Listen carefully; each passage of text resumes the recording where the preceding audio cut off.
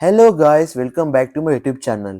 ఈ వ్లాగ్ అయితే నేను మీకు చెన్నై టు హైదరాబాద్ నా జర్నీ ఎలా అయిందో చూపించేస్తాను. మాకైతే దివాళీకి అయితే 1 వీక్ హాలిడేస్ ఇచ్చేశారు. నేను ఫస్ట్ ఇయర్ నుండి ఫోర్త్ ఇయర్ వరకు మాకు ప్రతి ఇయర్ 1 వీక్ హాలిడేస్ ఇస్తారు దివాళీకి. ఇంకా రూమ్ లాక్ వేయగానే ఇంకా కింద ఇక్కడ మన డేట్ ఇంకా సిగ్నేచర్ పెట్టేసి ఇంకా మెయిన్ గేట్కి వెళ్ళాలి. మెయిన్ గేట్ దగ్గర అయితే స్కాన్ చేసిన తర్వాత అక్కడ మన లీవ్ అప్పుడు చూపిస్తుంది. ఇదైతే నేను వెళ్ళేది ఇప్పుడు కాచిగూడ ఎక్స్ప్రెస్. ఫైనల్ అయితే ట్రైన్ ఎక్కేసాను ఆన్ టైం. ఆల్మోస్ట్ 1 ఇయర్ తర్వాత ట్రైన్ జర్నీ చేస్తున్నాను. కరెక్ట్ గా లాస్ట్ ఇయర్ దివాళీకి 2024 దివాళీకి నేనైతే రామేశ్వరం వెళ్ళాను. అది కూడా స్లీపర్ క్లాస్ లో. మళ్ళీ ఇప్పుడు స్లీపర్ క్లాస్ లో ట్రావెల్ చేస్తున్నాను కాచిగూడ ఎక్స్ప్రెస్. అది కూడా తత్కాల్ నాకు దొరికింది. చాలా లక్కీ పర్సన్. తత్కాల్ అసలు చాలా నాకు 3 ఇయర్స్ అయితే తత్కాల్ టికెట్ దొరికింది. అయితే చెన్నై ఎగ్మోర్ కరెక్ట్ 40 మినిట్స్కి వచ్చింది ఆన్ టైం కి. చెన్నై ఎగ్మోర్ అయితే చాలా రష్గా ఉంది. ఫెస్టివల్ టైం కదా దివాళీ, చాలా రష్గా ఉంది. ఇక్కడైతే అందరు ఎక్కేసారు. తాంబరం నుంచి ట్రైన్ ఖాళీగా వచ్చేసింది. చెన్నై ఎగ్మోర్ వెదర్ కూడా చాలా బాగుంది ఈవినింగ్.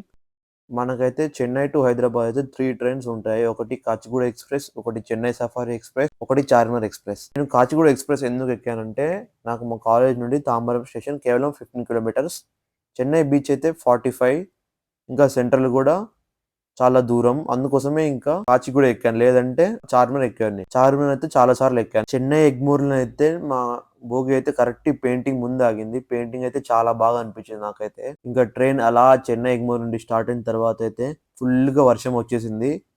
వర్షం అయితే చాలా పడింది. దాని తర్వాత ఇంకా నైట్ అరకోలం జంక్షన్ వచ్చేసింది. అరకోలం జంక్షన్ లో అక్కడ కొంచెం అలా బయటికి అలా చూస్తూ ఇంకా అలా టైం పాస్ చేశాను అక్కడ డోర్ దగ్గర. ఇప్పుడు మీరు చూస్తున్నైతే రేణిగుంట జంక్షన్. ఇక్కడైతే ట్రైన్ 40 మినిట్స్ ఆగింది. రేణిగుంట జంక్షన్ అయితే మనకి తిరుపతి దగ్గరలో ఉంటది. మనకి ఫుడ్ ఆప్షన్స్ వచ్చేసి అయితే రేణిగుంటలో పెట్టుకోవచ్చు, ఇంకోటి కడపలో పెట్టుకోవచ్చు. రేణిగుంట ఫస్ట్ వస్తుంది కాబట్టి అందరూ రేణిగుంటలో అయితే ఫుడ్ ఆర్డర్ పెట్టుకున్నారు. ఇక్కడ స్టాప్ వచ్చి 40 మినిట్స్ స్టాప్. నేనైతే జొమాటో నుంచి అయితే ఆర్డర్ పెట్టుకున్నాను. జొమాటోలో బర్గర్ కింగ్ నుంచి ఆర్డర్ పెట్టుకున్నాను. ఇదైతే ఓకే అనిపించింది, మరీ అంత బాగలేదు, యావరేజ్ గా అనిపించింది ఫుడ్. ఇంకా ట్రైన్ ఫుడ్ తో కంపేర్ చేస్తే ఇది యావరేజ్ అనిపించింది. మెయిన్ రీజన్ అయితే ఫుడ్ హాట్ గా లేదు, అందుకోసమే టేస్టీగా అనిపించలేదు. దీంట్లో అయితే ఒక బర్గర్, ఫ్రెంచ్ ఫ్రైస్, ఇంకా కోక్ అయితే ఇచ్చేసారు. డిన్నర్ చేసిన తర్వాత అయితే ప్రో కబడ్డీ మ్యాచ్ చూస్తూ ఇంకా అలా టైం పాస్ చేశాను. మీ ఫేవరెట్ కబడ్డీ టీం ఏంటో పీకేఎల్లో కామెంట్ చేయండి. కబడ్డీ మ్యాచ్ తర్వాత అయితే స్త్రీ మూవీ చూశాను. మూవీ అయితే చాలా బాగుంది. పడుకొని లేచిన తర్వాత అది నెక్స్ట్ డే మన తెలంగాణలో అయితే బయటికి చూస్తే ట్రైన్ లోంచి అయితే 6 o'clock అయితే మొత్తం మంచు పడుతుంది. అక్కడేమో మాకు తమిళనాడులో వాన పడుతుంది, ఇక్కడేమో మొత్తం మంచు పడుతుంది.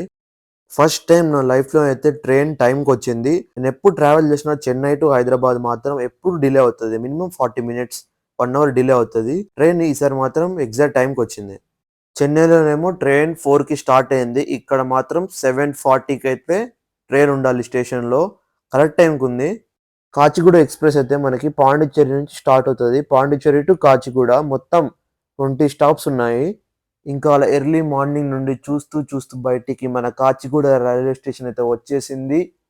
మీరు కనుక మన ఛానల్కి కొత్తగా చూస్తున్నట్టయితే తప్పనిసరిగా సబ్స్క్రైబ్ చేసుకోండి. ఇలాంటి వ్లాగ్స్ కంటిన్యూస్గా నేను చేస్తూ ఉంటాను. అలాగే మీ ఫ్రెండ్స్ కూడా షేర్ చేయండి. బెల్ బటన్ అయితే ఆన్లో పెట్టుకోవడం మర్చిపోకండి.